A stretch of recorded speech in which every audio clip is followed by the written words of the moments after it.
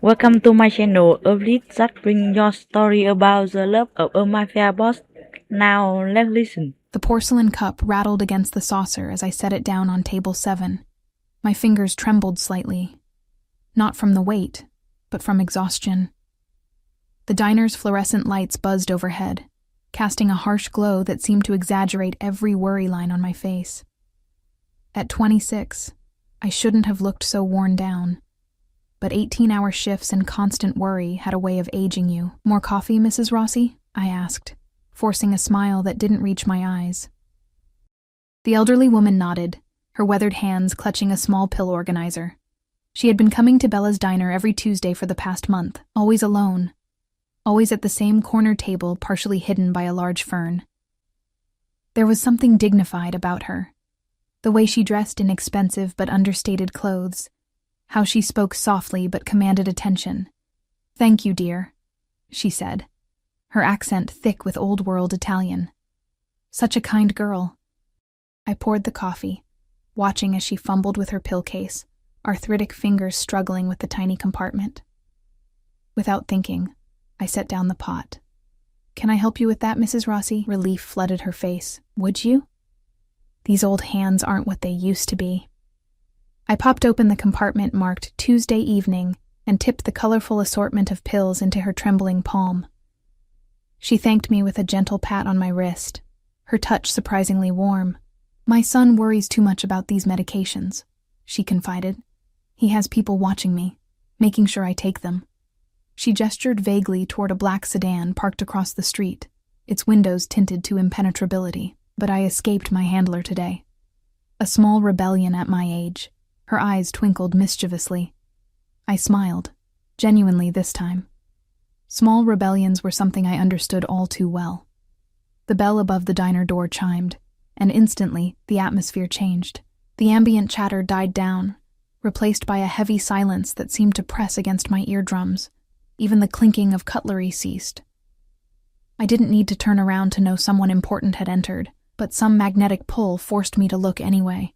He stood in the doorway, backlit by the dying sunlight, his silhouette cutting a commanding figure against the fading day. Tall, broad-shouldered, dressed in a suit that probably cost more than my annual rent. But it was the way people reacted to him that made my stomach tighten.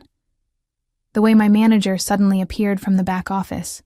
The way 2 men at the counter discreetly touched their jackets where weapons might be concealed. "Mama," he said, just one word, but loaded with exasperation and concern. Mrs. Rossi sighed. "Antonio, you found me." He moved through the diner with casual grace that belied the tension rippling around him. A younger man, clearly security, positioned himself near the door, scanning the restaurant with practiced precision. I realized I was still standing at Mrs. Rossi's table, pill case in hand, like a deer caught in headlights. "You're supposed to be at home, resting," he said. Then his eyes slid to me, and the world seemed to tilt slightly on its axis. Up close, I could see he wasn't much older than me, early 30s perhaps, with features that belonged on an Italian Renaissance painting. Strong jaw, straight nose, and eyes so dark they appeared black in the diner's poor lighting. Something flashed across his face when he looked at me. Recognition? Confusion? Before hardening into assessment. "And who is this?" His voice was smooth as aged whiskey, with just enough of an accent to betray his Italian heritage. "This is Mrs. Rossi began, then paused, realizing she didn't know my name. "Sophia," I supplied, suddenly conscious of my worn uniform, the coffee stains on my apron. I was just helping with the medication. Something dangerous flickered in his eyes. "Were you now?"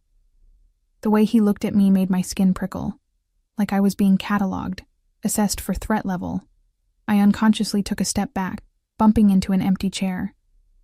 "She's been very kind to me, Antonio," Mrs. Rossi said firmly, placing a protective hand on my wrist. "The only one in this place who treats me like a person, not a curiosity." His expression softened marginally when he looked at his mother, but when his gaze returned to me, it was penetrating, searching. I felt stripped bare, as though he could see every bad decision I'd ever made, every unpaid bill, every desperate prayer I'd whispered into my pillow. "You shouldn't take pills from strangers, Mama," he said, though his eyes never left mine. I watched her open the case, I said defensively. I wouldn't. Sophia works here every day, Mrs. Rossi interrupted. She remembers how I like my coffee, brings extra napkins without asking. She's a good girl. Antonio studied me for a moment longer, then reached inside his jacket. I flinched instinctively, causing a slight smirk to cross his face. He pulled out not a weapon, but a sleek black wallet, extracting several $100 bills. "For your assistance," he said, extending them toward me. Pride, the last luxury of the poor, made me shake my head. "That's not necessary. I was just doing my job." His eyebrow arched in surprise. "You're refusing my money?" "I'm not refusing anything," I said, trying to keep my voice steady.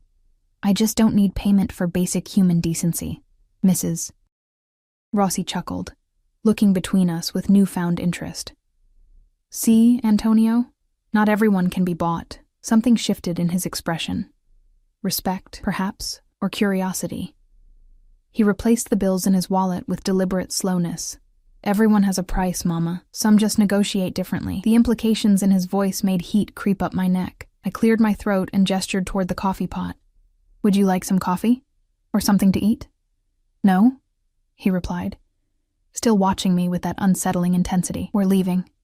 Mama needs rest." Mrs. Rossi made a sound of disapproval. "I'm perfectly fine, Antonio. Don't be rude to—" A sudden commotion at the entrance cut her off. 3 men burst through the door, their movements urgent but controlled. The security guard by the door immediately tensed, hand moving beneath his jacket.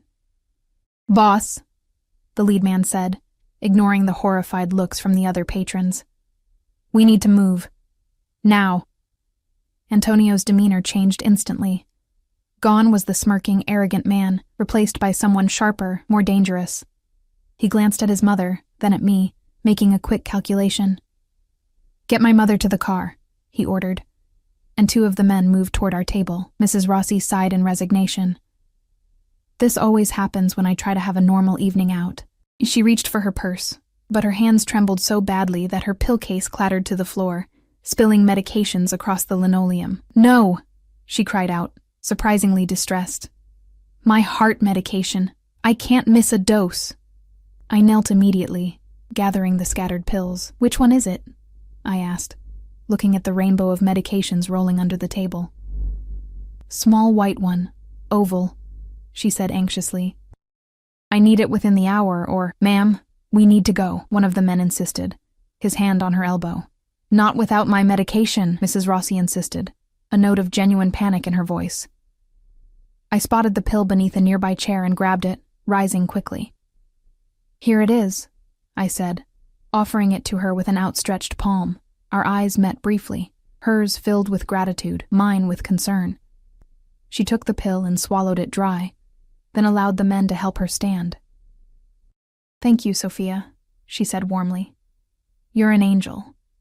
Antonio was watching this exchange with an inscrutable expression. As they began to escort his mother toward the exit, he turned to me. "You know what it is," he stated, not a question. "Digoxin," I replied automatically. My grandmother took it for heart arrhythmia before she passed. Something seemed to click into place for him. He studied me with new interest, head tilted slightly. "You have medical knowledge." 2 years of nursing school before I had to drop out, I admitted, unsure why I was sharing this with him. The 3rd man approached Antonio, whispering urgently in his ear. Antonio nodded once, then made a decision. "You're coming with us," he said, his tone leaving no room for discussion. I blinked in confusion. "What?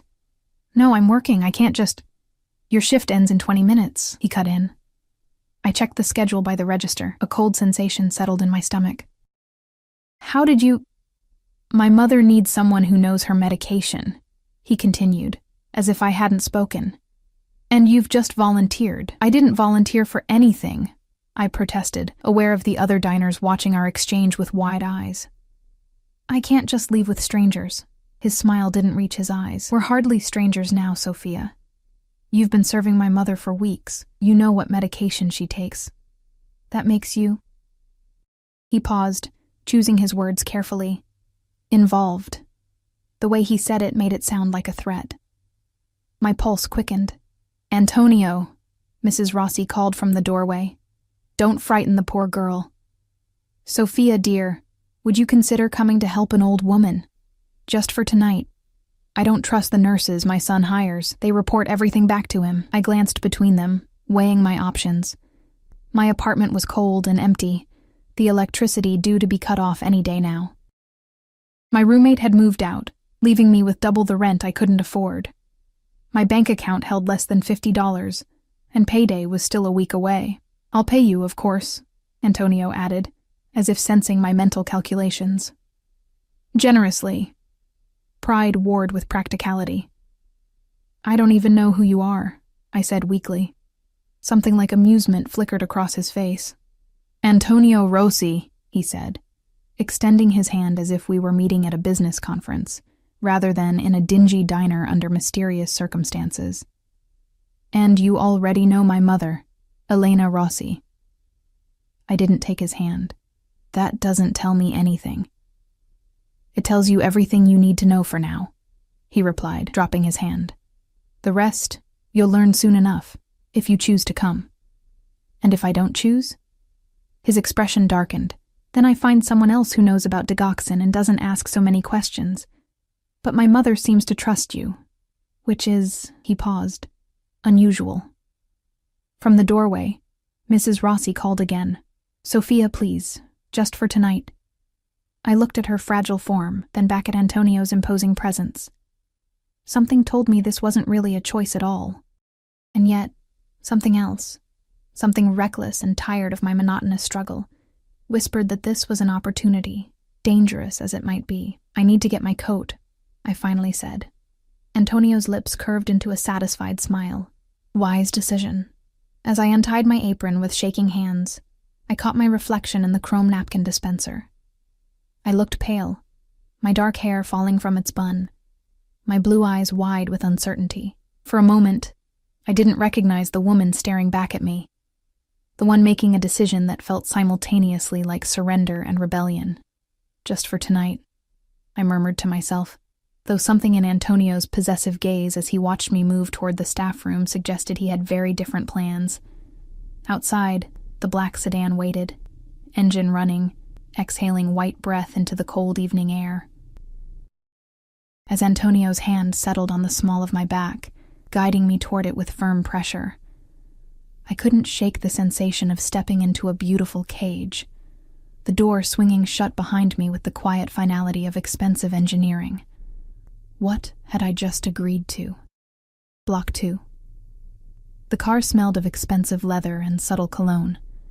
I sat rigidly between Mrs. Rossi and the door, painfully aware of Antonio's presence in the front passenger seat. The privacy partition was up, but I could see the silhouette of his head, slightly turned as if he was watching me through the rearview mirror. My coat, a threadbare thing I'd bought at a thrift store 3 winters ago, felt inadequate against the luxury surrounding me.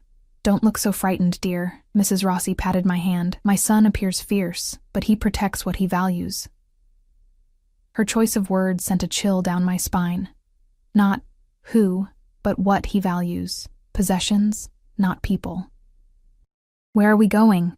I asked, my voice sounding small in the hushed interior. "Home," she replied simply, as if that explained everything.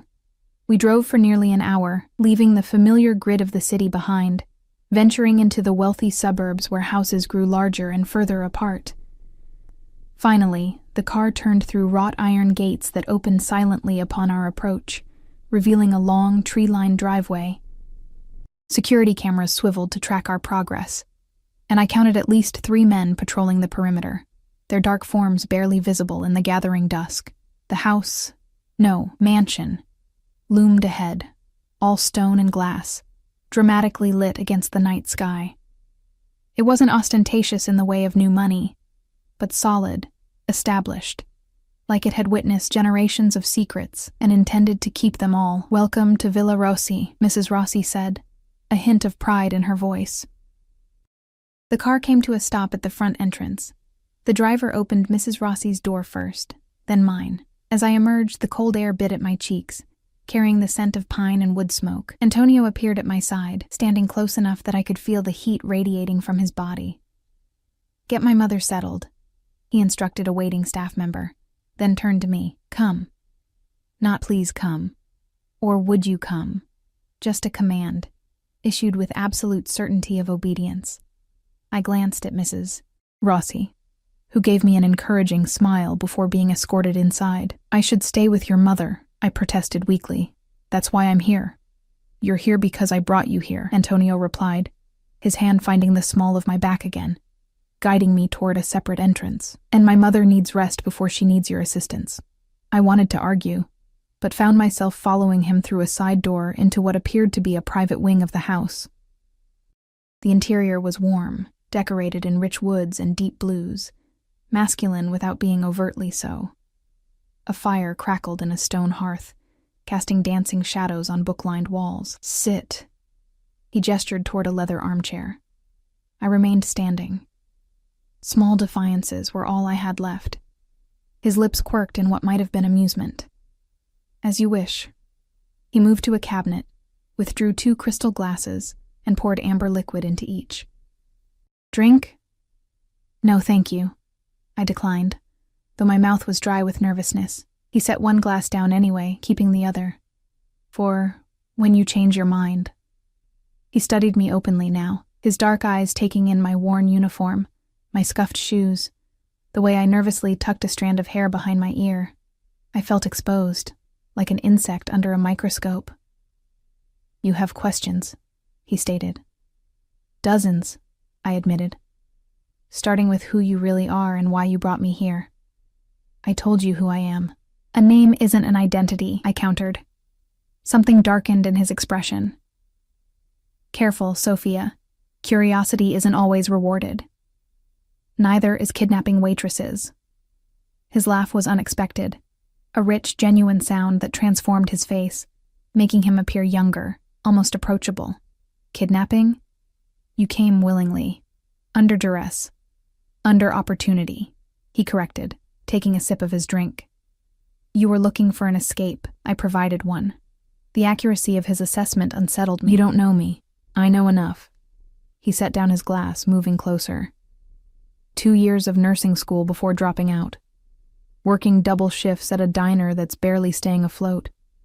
An empty apartment with past due notices, no family to speak of, or you wouldn't be alone on holidays, eating leftover pie in the break room. My breath caught. "You've been watching me. Since the first day my mother mentioned the kind waitress with sad eyes." He circled me slowly like a predator assessing prey. "I make it my business to know everything about people who come into my mother's life. She's trusting. I am not." I swallowed hard. "And what business is that exactly?"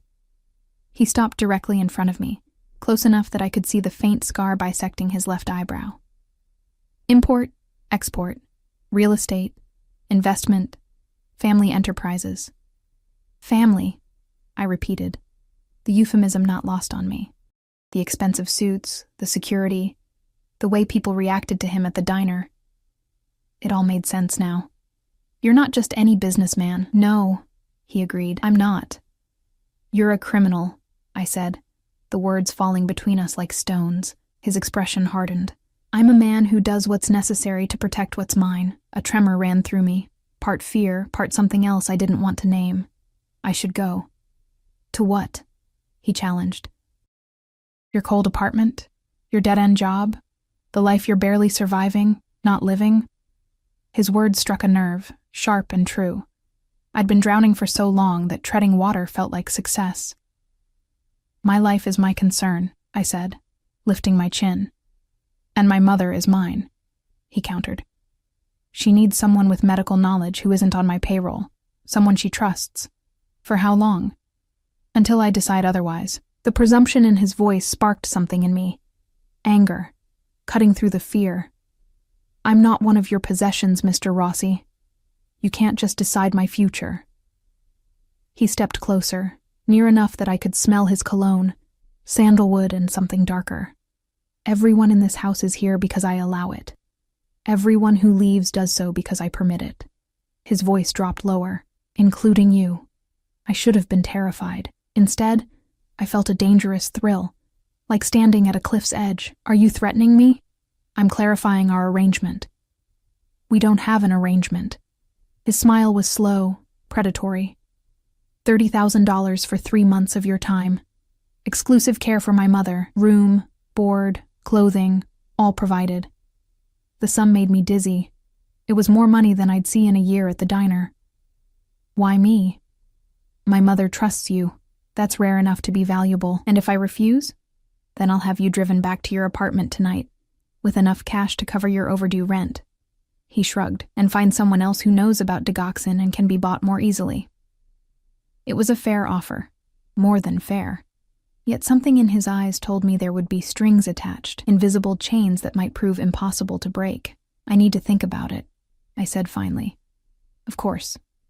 He agreed too easily. Sleep on it. We'll talk tomorrow. Before I could respond, the door opened, and a stern-looking woman in her 50s entered. She wore a simple black dress, her silver hair pulled back in a tight bun. Maria will show you to your room, Antonio said. I've had clothes sent up. If they don't fit, she'll take measurements for new ones. I haven't agreed to stay, I reminded him. His expression was confident, bordering on smug. Yet you haven't left either. With that, he turned away, dismissing me as easily as he'd commanded me earlier. I followed Maria through the sprawling house, up a curved staircase, and into a wing that seemed designed for guests. She opened a door to reveal a bedroom 3 times the size of my entire apartment. Bathroom through there, she indicated a door. Closet there. Mr. Rossi has arranged for some items you might need tonight. Tomorrow we can address a more complete wardrobe. The presumption stung. I haven't decided to stay. Maria's expression didn't change. The decision was made the moment you entered the car, miss, whether you acknowledge it or not. She paused at the door. Dinner is at 8.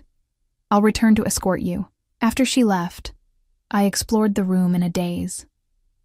The bed was massive, draped in crisp white linens that probably cost more than my monthly rent.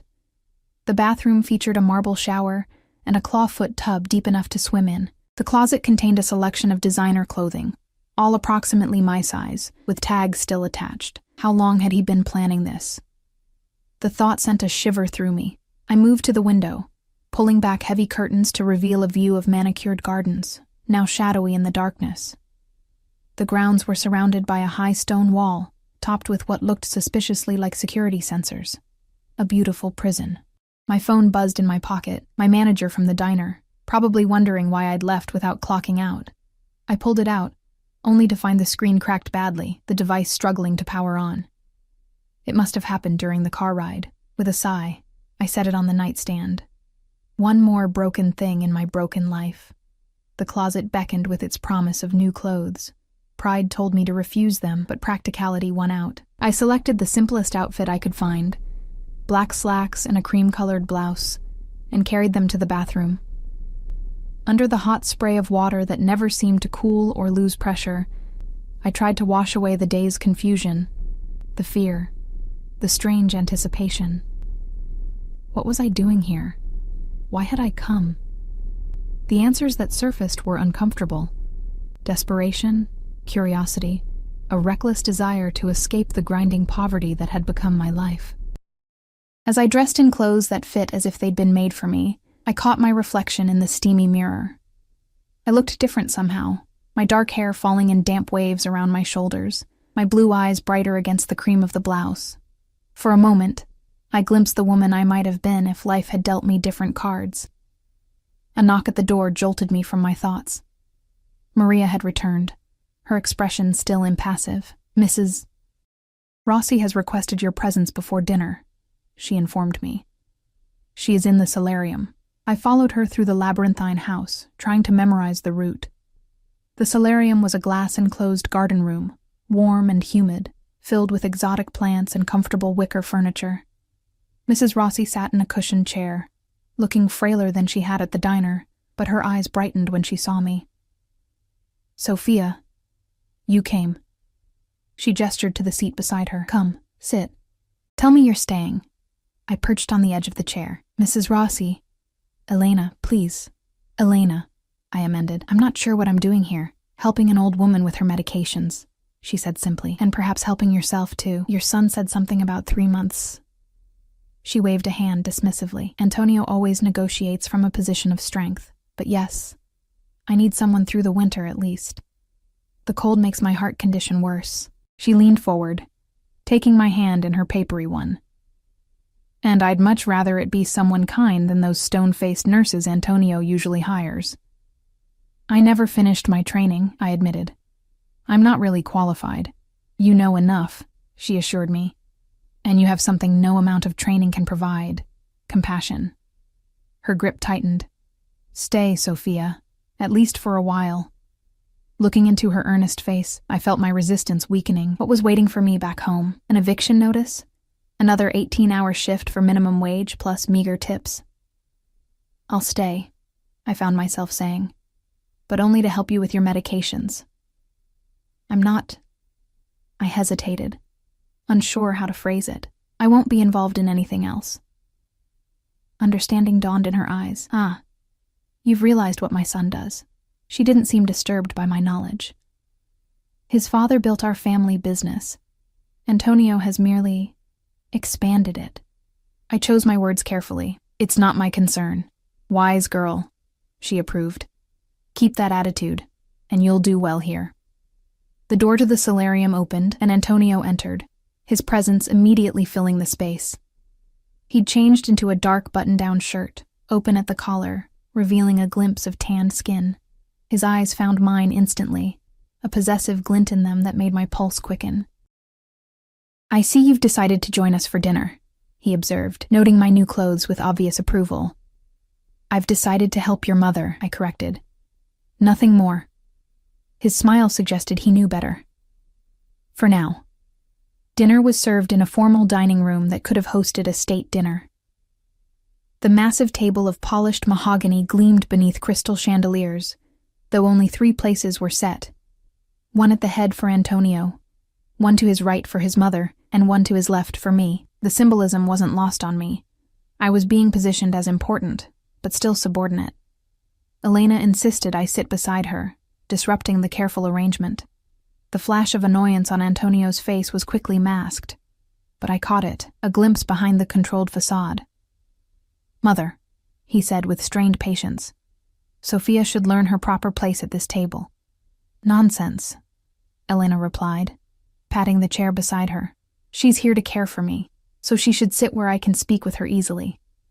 I sank into the offered chair, uncomfortably aware of Antonio's dark gaze tracking my movements. The tension between mother and son was palpable.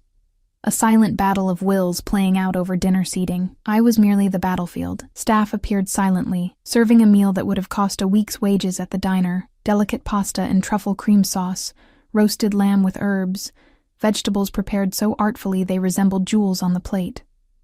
Wine was poured, a rich red for Antonio, a lighter white for Elena, and water for me, though Antonio instructed the server to pour me wine as well. I don't drink while working, I said, covering my glass with my hand. You're not working now, he countered. You're dining. I'm here to care for your mother's health, I insisted. That responsibility doesn't end at the dinner table. Something like respect flickered in his eyes. Elena chuckled softly. She has principles, Antonio, she said. You remember those? He ignored the barb, raising his glass instead.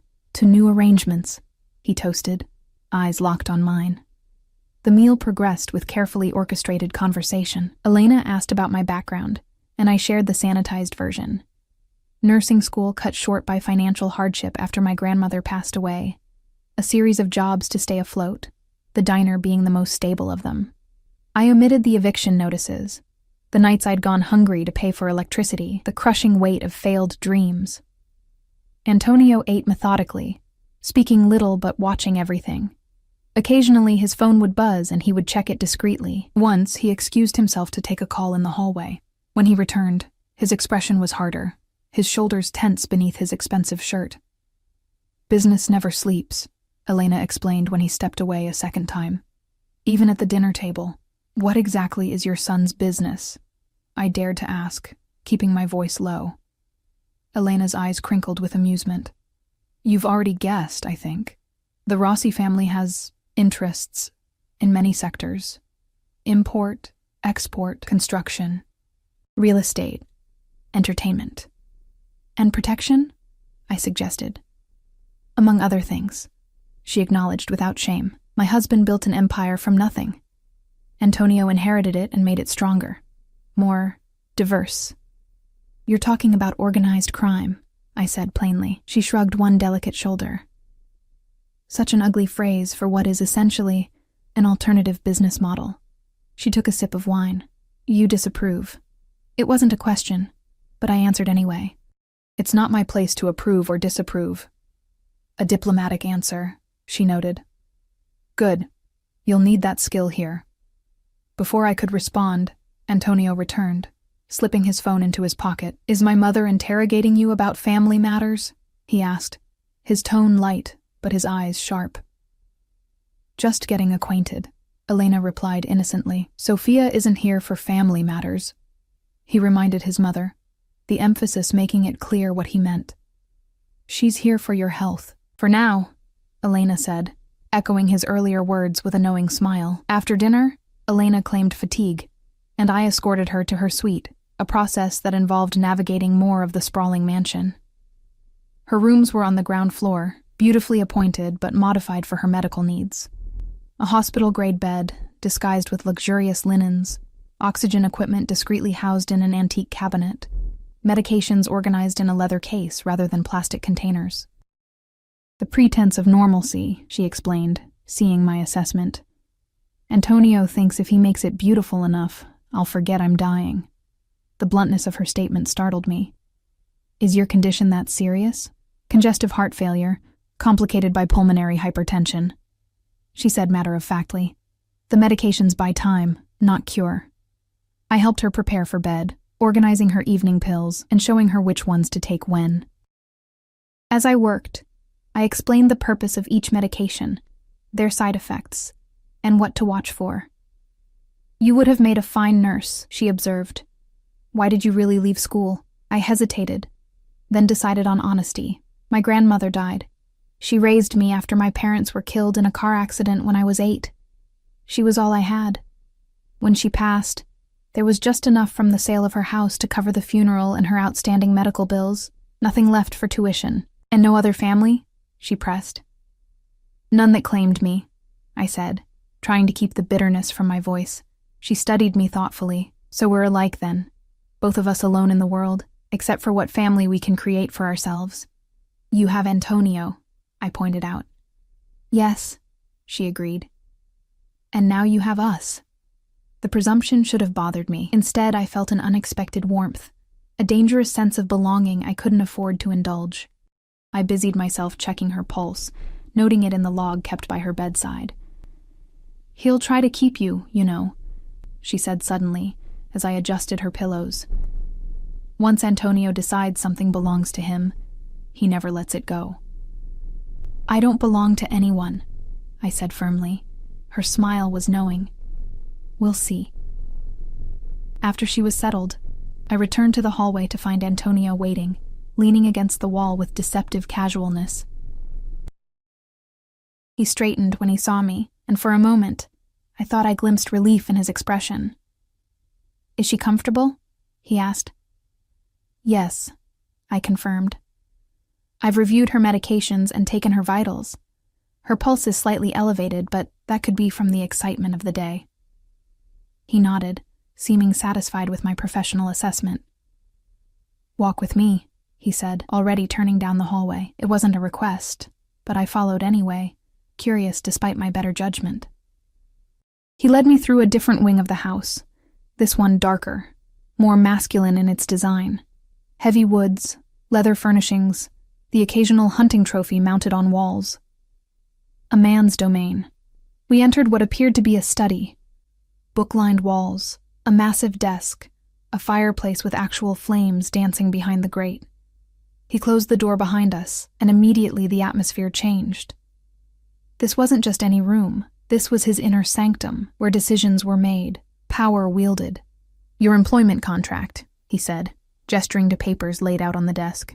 30,000 for 3 months, as discussed, plus bonuses for exceptional care. I approached cautiously, scanning the document. The legal language was straightforward. I would provide exclusive care to Elena Rossi, maintain medical confidentiality, reside at the estate, and follow security protocols. What caught my attention was the non-disclosure agreement attached. "I'm not signing this," I said, pointing to the NDA. "I won't be legally silenced about anything I see or hear." His expression darkened. "That's non-negotiable." "Then so am I countered. "I'll sign an agreement to care for your mother and maintain her medical confidentiality. Nothing more." He moved closer, his presence suddenly intimidating. "You don't understand the position you're in." "I understand perfectly," I said, standing my ground. "You need me for your mother. I need the money. But I won't sign away my rights." He studied me with new interest, like a scientist observing an unexpected reaction in an experiment. "Most people don't say no to me." "I'm not most people, clearly," he murmured. He circled the desk, retrieving a pen from a drawer. With a single deliberate stroke, he crossed out the NDA section, initialing beside it. "Amended." I blinked in surprise. I hadn't expected him to yield so easily. "You look shocked," he observed, offering me the pen. "Did you think I would threaten you, force you to sign?" The thought crossed my mind, I admitted. "I don't need to force people, Sophia," he said, my name rolling off his tongue like something savored. "I simply make the consequences of refusal clear. And what would those consequences have been?" His smile was cold, irrelevant now. He nodded toward the contract. "Sign." I hesitated, scanning the document once more. The terms were generous, the work straightforward. It was a lifeline thrown to a drowning woman, one that might pull me to safety or drag me under completely. Taking a deep breath, I signed my name. "Excellent," he said, collecting the papers. "You start immediately." "I need to collect my things from my apartment," I pointed out. "Clothes, personal items, already taken care of," he replied smoothly. "While you were with my mother, I sent men to pack your belongings. They'll be delivered tomorrow." Anger flared, hot and sudden. "You had no right to do that." "I had every right," he countered. "You're in my employ now. Your security is my concern." "My privacy is my concern," I snapped. "You can't just send men into my home." "Your lease was being terminated," he said dismissively. "The building is being condemned. Did your landlord not inform you?" The news hit me like a physical blow. "What?" "No, he didn't tell me anything about condemnation." "The notice was posted last week," Antonio said, watching me closely.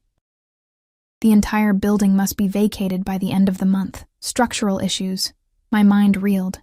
Where would I have gone? What would I have done? The timing of Antonio's offer suddenly seemed less like coincidence and more like calculated intervention. "Did you know?" I asked quietly. "Before you offered me this job, is that why you chose now to approach me?" He didn't answer directly. "I make it my business to know everything about people who interest me." "So I'm what? A charity case? A convenient solution to your mother's care and my homelessness?" His expression hardened. "Don't mistake opportunity for charity, Sophia. I don't give anything without expecting return." "And what return do you expect from me?" I challenged. He moved closer, close enough that I had to tilt my head back to maintain eye contact. "Loyalty, discretion, excellence in your duties." His gaze dropped briefly to my lips before returning to my eyes. For now, the implication hung in the air between us, charged and dangerous. I should have been offended, should have walked away. Instead, I felt that same reckless thrill I'd experienced earlier, the exhilaration of playing with fire. "My loyalty is to your mother's care," I said carefully. "Not to you, for now," he repeated, stepping back. "We'll see how long that distinction holds." A knock at the door interrupted whatever he might have said next. A man entered, the same security guard who had been at the diner. His expression was serious. "Boss, we have a situation," he said, his eyes flicking briefly to me. Antonio's demeanor changed instantly, all traces of the almost flirtation vanishing. "Take Sophia back to her room," he instructed. "Make sure she stays there." "I don't need an escort," I protested. "It wasn't an offer," Antonio said coldly. This house has rules, Sophia. The most important being that when I give an order, it's followed. Without question. The guard approached, gesturing toward the door. I glared at Antonio, then turned and walked out with as much dignity as I could muster. The guard, Paolo. He eventually introduced himself, escorted me back to my room in silence. Only when we reached the door did he speak. "Lock it behind you," he advised. "Don't come out until morning, no matter what you hear." A chill ran down my spine. What's going to happen? "Nothing for you to worry about," he said, but his eyes told a different story. "Just stay in your room, for your own safety." After he left, I did as instructed, turning the lock and then dragging a chair in front of the door for good measure. Through the window, I watched headlights approach the house. 3 cars moving too fast up the driveway. Men emerged, their movements quick and purposeful. I counted 5, then 6, all disappearing into the house. I sat on the edge of the bed, my new reality crashing down around me. I had signed a contract with a man who was clearly dangerous in a house that was clearly at the center of criminal activity. I was trapped, if not physically, then financially and circumstantially. Yet beneath the fear was something else. A shameful excitement. For years, my life had been a monotonous struggle for survival. Now suddenly, I was thrust into a world of danger and luxury, power and secrets. A world where Antonio Rossi looked at me with possessive intent, where his mother claimed me as family, where my nursing skills were valued instead of abandoned. A distant sound echoed through the house, something between a shout and a crash. I moved away from the door, heart pounding.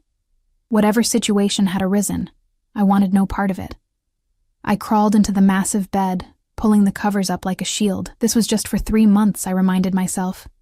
Just long enough to save money, get back on my feet, find a new apartment. I wouldn't get attached. I wouldn't get involved.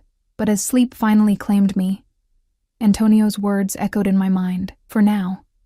Morning arrived with pale sunlight filtering through curtains I'd forgotten to close. For a moment, I lay disoriented, the luxurious bedding and unfamiliar ceiling confusing my sleep-addled mind. Then reality rushed back. The diner, Mrs. Rossi, Antonio, the contract, the mysterious situation that had sent me to my room like a child. I sat up, listening. The house was quiet, with only the distant sounds of staff moving about. Whatever had happened last night appeared to be over. The clock on the nightstand read 6:30 a.m., early by most standards, but the hour I typically woke for my morning shift at the diner. Old habits died hard. I showered quickly, then faced the closet with its array of new clothing. Most items still bore price tags that made my eyes widen, but I selected the simplest outfit I could find: dark jeans, a soft gray sweater, and comfortable flats. As I dressed, I noticed a phone on the dresser that hadn't been there the night before. Sleek, expensive, and definitely not my cracked device. A note beside it read simply, "Secure line. Your number has been transferred. A." I picked it up cautiously, finding it already activated and loaded with contacts. Antonio, Elena, Paolo, Maria, security, medical. My privacy invaded yet again, but I couldn't deny the practicality of having a working phone. I slipped it into my pocket, unsure whether to feel grateful or violated. The hallway was empty when I emerged. I made my way downstairs, trying to remember the route to Elena's suite. The mansion was eerily quiet, the kind of silence that felt deliberate rather than peaceful. I passed a room with its door ajar, glimpsing men cleaning what looked suspiciously like blood from expensive tile flooring. I quickened my pace, keeping my gaze forward. Elena's door was guarded by a man I hadn't seen before, younger than Paolo, with a fresh scar across his jaw and watchful eyes. He straightened when he saw me. "Miss Sophia," he acknowledged, surprising me with his recognition. "Mrs. Rossi is awake. She asked for you." "Thank you." I paused, realizing I didn't know his name. "Marco," he supplied, opening the door for me.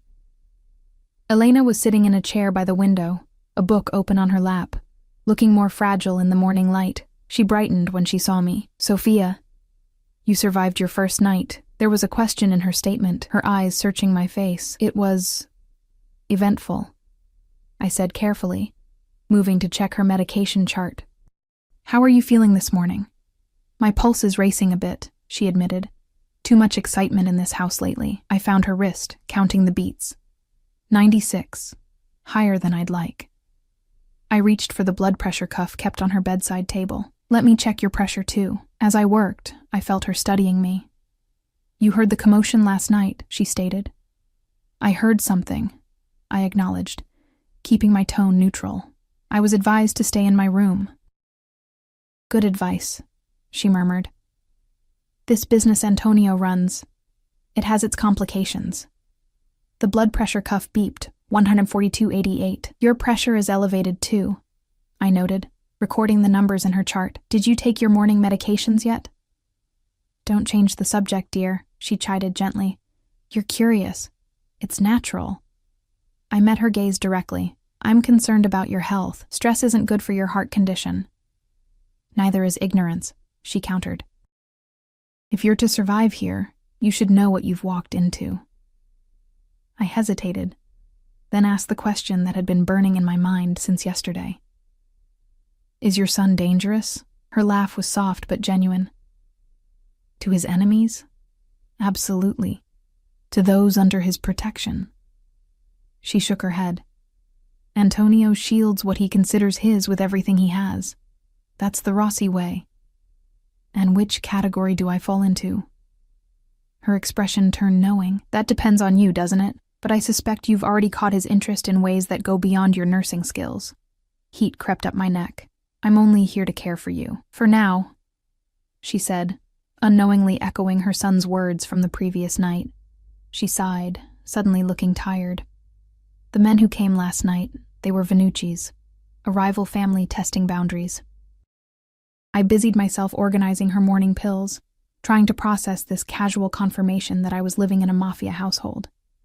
I don't need details, but you do, she insisted. Ignorance won't protect you. Knowledge might.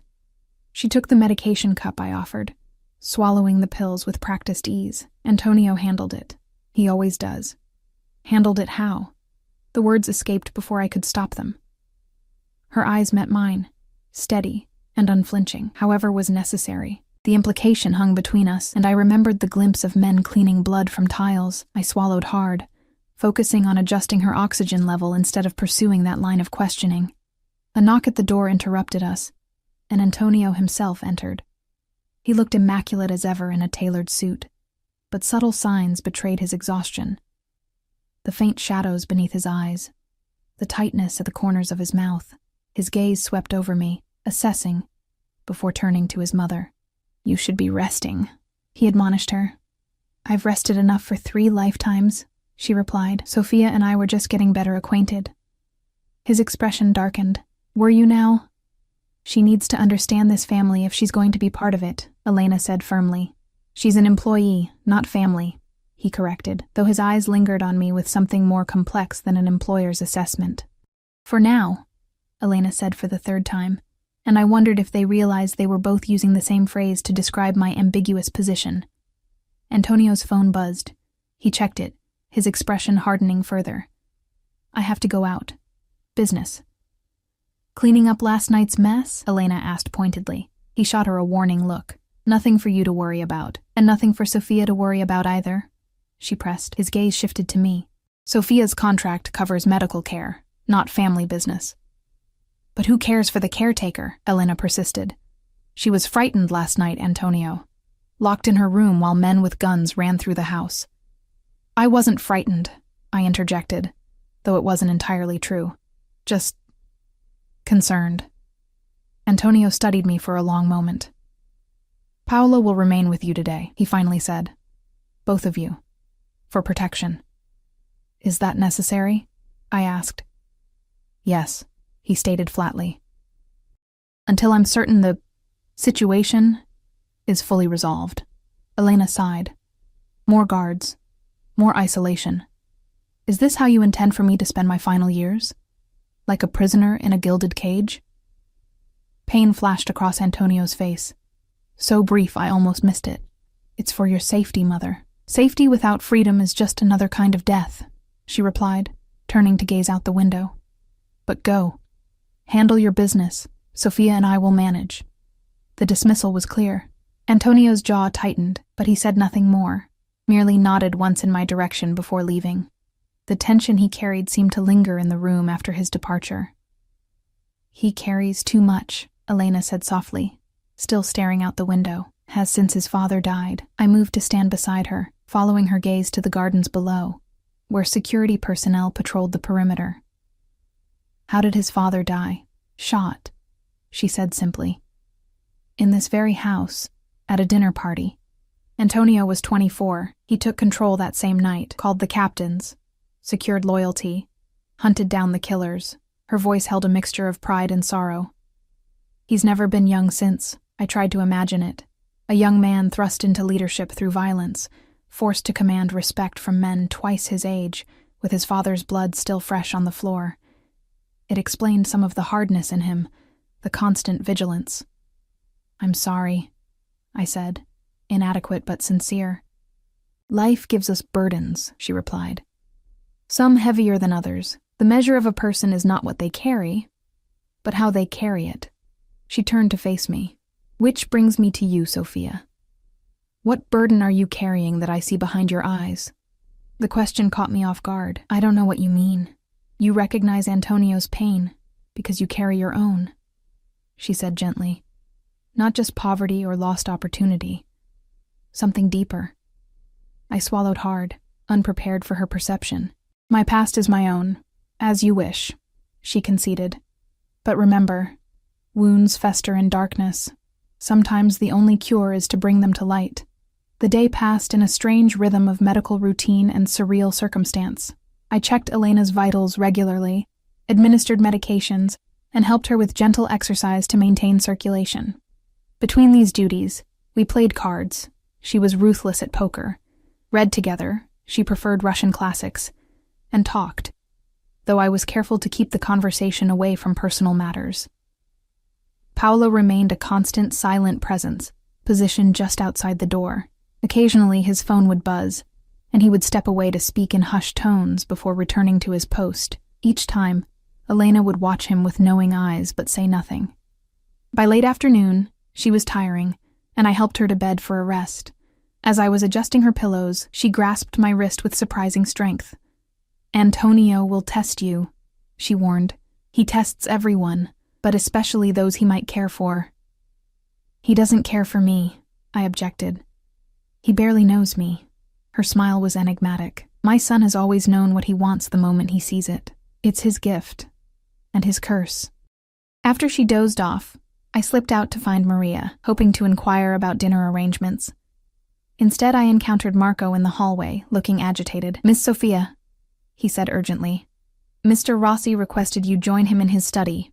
Immediately." Alarm flickered through me. "Is something wrong? Is it Elena?" "No, ma'am," he replied. It's best not to keep him waiting." He escorted me through the house, past rooms I hadn't seen before, until we reached the study from the previous night. Marco knocked once, then opened the door without waiting for a response. Antonio stood by the fireplace, his back to the door, tension evident in every line of his body. When he turned, I was struck by the storm in his eyes, anger barely contained, mixed with something darker. "Leave us," he commanded, and Marco disappeared, closing the door with a decisive click. Antonio studied me for a long moment. "You look concerned," he observed. "You summoned me urgently," I replied. It seemed warranted. He moved to a sideboard, pouring amber liquid into a crystal glass. "Drink?" he offered, as he had the night before. This time, I accepted.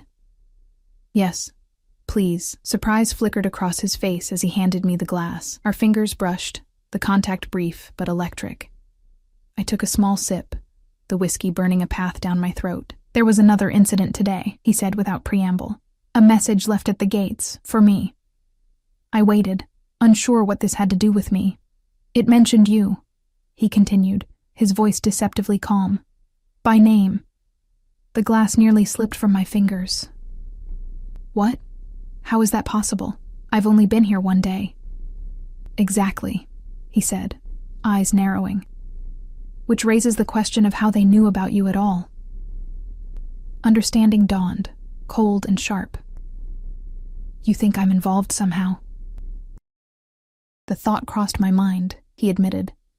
A waitress who happens to help my mother, who happens to have medical training, who happens to arrive just as tensions with the Venucci's escalate.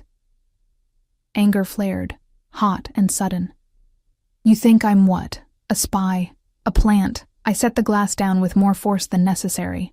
You're the one who approached me, remember? You brought me here. After my mother spoke of you, he countered. After you gained her trust. I served her coffee and helped with pills she was struggling to open, I exclaimed.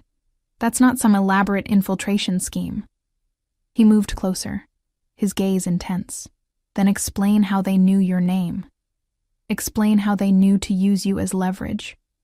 I can't, I said honestly. I don't know anything about your rivals or your business. Until yesterday, I was just trying to make rent and keep the electricity on. So you claim. It's the truth. I ran a hand through my hair in frustration. Look, if you don't trust me, then let me go. Tear up the contract. I'll leave right now. Something dangerous flashed in his eyes. No.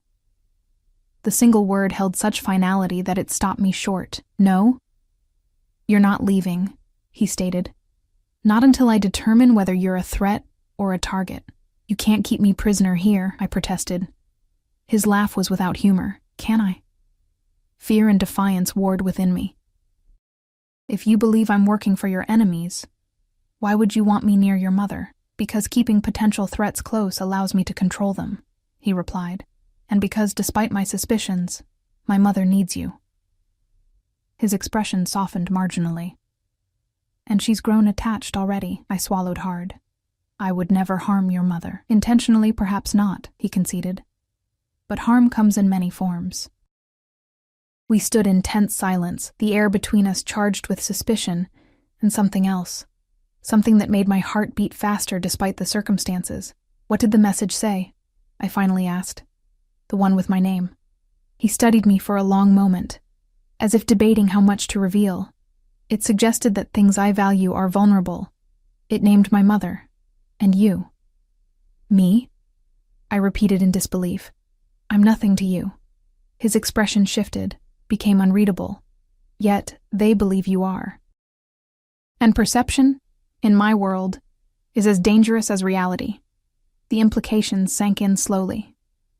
So I'm a target. Because they think I matter to you, yes. But I don't, I said, needing to clarify this crucial point. He moved closer. Close enough that I could smell his cologne, see the faint stubble along his jaw. Don't you?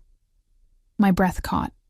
I've known you for one day. Sometimes that's all it takes, he murmured, his gaze dropping briefly to my lips before returning to my eyes. Recognition. The word hung between us, laden with meaning I wasn't prepared to examine. I took a step back, needing distance to think clearly. So what happens now? I asked. Now, he said, we give them what they expect to see. Which is? His smile was predatory. Me, protecting what's mine. I'm not yours, I said firmly, though my racing pulse betrayed me. I'm your mother's caretaker. Semantics, Antonio dismissed with a wave of his hand. What matters is what the Venucci's believe. He circled me slowly, assessing. From now on, you don't go anywhere without security. You stay close to me in public. You become, for all appearances, under my protection. A pretense, I clarified. His eyes darkened. If that's what you need to tell yourself. Before I could respond, a knock came at the door. Paolo entered without waiting for permission, his expression grim. They've sent something else, he said to Antonio. You need to see this. Antonio's posture changed instantly. All business now. Stay here, he ordered me, following Paolo out. Alone in the study, I paced nervously, my mind racing. In just over 24 hours, I'd gone from anonymous waitress to apparent pawn in a mafia power struggle. It was surreal, terrifying. And yet I couldn't deny the strange exhilaration beneath the fear. For years I'd been invisible, struggling just to survive. Now, suddenly I mattered, even if only as leverage in a dangerous game. Minutes stretched into half an hour before Antonio returned. His face was carved from stone, eyes cold with rage barely contained. In his hand was a small box, "What is it?" I asked. He set the box on his desk. "A message. For both of us." I approached cautiously. Inside the box lay a delicate gold chain with a small pendant, a broken heart, with jagged edges where it had been snapped in two. Beside it was a photograph of me, taken just that morning as I'd stood at Elena's window, looking out at the garden. The image was marked with a red X. My blood turned to ice. They were watching me. Today. Yes. Antonio's voice was deadly quiet. Inside my home. Inside my security. How? That's what I intend to find out. He closed the box with a decisive snap. My men are sweeping the property now. In the meantime, you'll be moved to a more secure location. What about your mother? She's already being relocated. He checked his watch. We leave in 20 minutes. Pack only essentials. Antonio, I began, trying to keep my voice steady. Maybe I should just go. Leave town.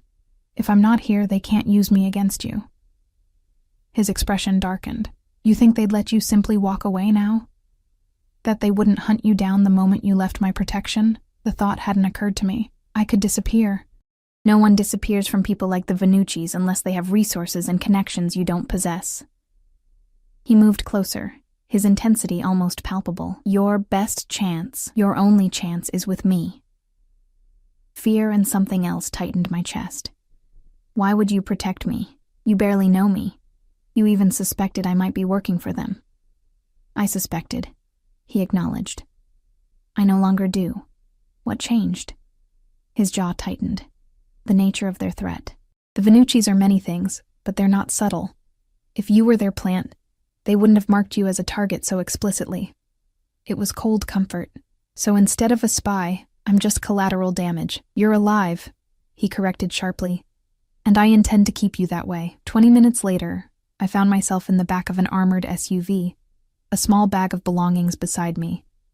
Antonio sat opposite, his phone constantly buzzing with updates from his men. Elena had been moved separately, for security, though I suspected it was also to keep her from witnessing whatever Antonio planned next. We drove for hours, taking circuitous routes, changing vehicles twice. Night had fallen by the time we reached our destination, a secluded lakeside property, smaller than the mansion but no less secure, with guards positioned at every approach. The lake house, Antonio explained as we entered, more defensible, fewer access points. The interior was warm, with natural woods and stone that reflected the surrounding forest. It felt more like a home than the mansion had. Less opulent, more intimate. My mother will join us tomorrow, Antonio said, guiding me through the house, once I'm certain we weren't followed. He showed me to a bedroom that overlooked the lake, moonlight dancing on the water's surface. You should rest. It's been a long day. How can I rest? I asked, genuine bewilderment in my voice. People are trying to kill me because they think I matter to you. He studied me for a long moment. And that bothers you more than the death threat itself. I hadn't realized it until he pointed it out. But he was right. The implied connection between us unsettled me more than the danger. I don't want to be defined by my relationship to you. Yet here we are, he said softly. Connected, whether you want it or not. By circumstance, I insisted. By choice, he countered. You chose to help my mother. I chose to bring you into my home. Those choices have consequences. I sank onto the edge of the bed, suddenly exhausted. What happens now? Now I eliminate the threat, he said simply. Permanently. The cold certainty in his voice should have terrified me. Instead, I felt a strange relief. The comfort of knowing someone was willing to go to such lengths to protect me. And then? I asked. His expression softened, almost imperceptibly. Then we continue as planned. You care for my mother. I run my business. Life goes on. But we both knew it wasn't that simple. Lines had been crossed, connections formed that couldn't be easily severed. Get some rest, he said again, moving toward the door. Tomorrow will bring clarity. I didn't expect to sleep, but exhaustion claimed me almost as soon as my head touched the pillow. I dreamed of dark eyes watching me, of broken heart pendants, of blood on tile floors. The sound of movement woke me just before dawn. I sat up, heart pounding, to find Antonio standing in the doorway. Get dressed, he said, his voice terse. It's over. I scrambled out of bed. What happened? I dealt with it, he replied, offering no details. The Venucci's won't be a problem anymore. I didn't ask how he had dealt with it. Some things were better left unknown. Instead, I asked, "Are we safe now?" "Yes." He seemed different somehow, lighter, as if a burden had been lifted. "My mother will arrive in a few hours. We'll stay here for a week or so, until I'm certain all loose ends are tied up." I nodded, processing this. "And then we go back to the mansion? Back to... before?" His smile was faint but genuine. "There is no going back, Sophia, only forward." He left me to dress, and I found myself standing at the window, watching the sunrise over the lake. The beauty of it struck me, pink and gold light spilling across the water, mist rising like ghostly fingers from the surface. It had been so long since I'd had time to simply watch a sunrise. When I emerged, I found Antonio on the deck, coffee in hand, gazing out at the same view. "Beautiful, isn't it?" he said without turning. "Yes," I agreed, accepting the second cup he offered. "Peaceful. I come here to think," he said. "Away from the business, the responsibilities. Here, I can remember who I am beneath it all. And who is that?" I asked, genuinely curious. He turned to me, his expression more open than I'd seen it. "A man who inherited a kingdom he never asked for. A son who couldn't save his father. A brother who lost his sister to the life." He paused. "A protector who sometimes fails to protect." The vulnerability in his admission caught me off guard. "I didn't know you had a sister, Bianca," he said, her name like a prayer. "She ran away at 18, trying to escape the family business. Got involved with drugs, bad men. By the time I found her..." He didn't finish the sentence, didn't need to. "I'm sorry," I said softly. "That's why my mother worries so much about me," he continued. "She's lost too much already. A husband, a daughter. She fears losing me to this life too." Understanding dawned. That's why she was so eager for my help, not just for her medication. He nodded. "She sees in you what she wishes Bianca had found. Strength, independence, compassion. Someone who might..." He hesitated. "Balance me." The implication hung between us, delicate and dangerous. "I'm just here to help with her heart condition," I reminded him, but the words sounded hollow even to my own ears. His smile held no mockery this time, only warmth. "For now," he said, echoing the phrase that had become our unintentional refrain. "But life has a way of changing our plans." As the sun rose higher, casting long shadows across the deck, I felt something shifting within me. The waitress who had lived in constant fear of eviction seemed like someone else entirely, a ghost from another life. Here, standing beside Antonio Rossi, watching dawn break over a private lake, I was becoming someone new. Whether that someone was stronger or merely more compromised, I couldn't yet tell. But as Antonio's hand found mine, fingers intertwining with gentle pressure, I realized I was eager to find out. "Your mother will be here soon," I said, not pulling away. "Yes," he agreed, "and then our real life begins." Our life, not his, not mine, ours. The presumption should have angered me, but instead, it felt like a door opening, revealing a future I hadn't dared imagine. For 3 months, I'd promised myself. Just long enough to save money, get back on my feet. A temporary arrangement. But as Antonio raised my hand to his lips, pressing a kiss to my knuckles that felt like both a claiming and a promise, I knew the truth. There would be no going back to my old life. Only forward, into a world of danger and luxury, power and protection. Into his world, which was somehow becoming mine as well. For now, I would care for his mother. For now, I would maintain the boundaries I'd set. For now. But the future stretched before us, unwritten and full of possibility, and for the first time in years, I found myself looking forward with hope instead of dread.